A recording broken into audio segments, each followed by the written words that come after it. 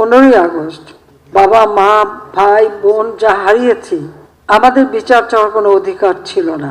কিন্তু আওয়ামী লীগ যখন সরকারে এসেছে তখনই এই বাংলাদেশের উন্নতি হয়েছে। কোটা আন্দোলন হয়েছিল 2018-তে, আমরা এটা মেনে নিয়ে বাতিল করে দিয়েছিলাম কোটা পদ্ধতি। পুরা জুন মাস চলে গেল।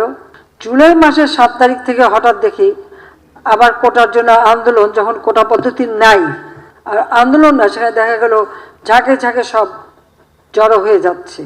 তাদের এক দফা দাবি ছিল কোটা সংস্কার, সেই যে দাবি করেছে সেই দাবি সংস্কার করে দেওয়া হলো।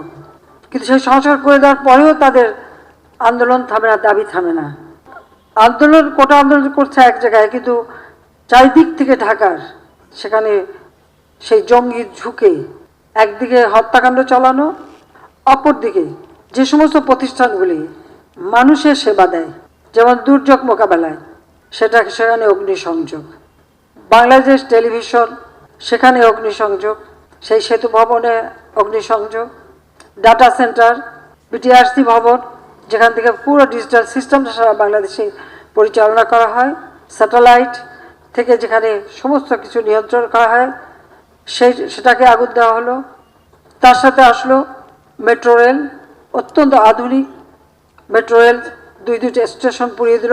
এক্সপ্রেসওয়ে 2010 থেকে প্ল্যান করে সেটা টোল প্লাজা ভেঙে নষ্ট করে দেওয়া হলো যাতে চলতে না পারে। আগুনে পড়া হানি ফ্লাইওভার, সেটাও টোল প্লাজা পোড়ানো, সেটারও ধ্বংস।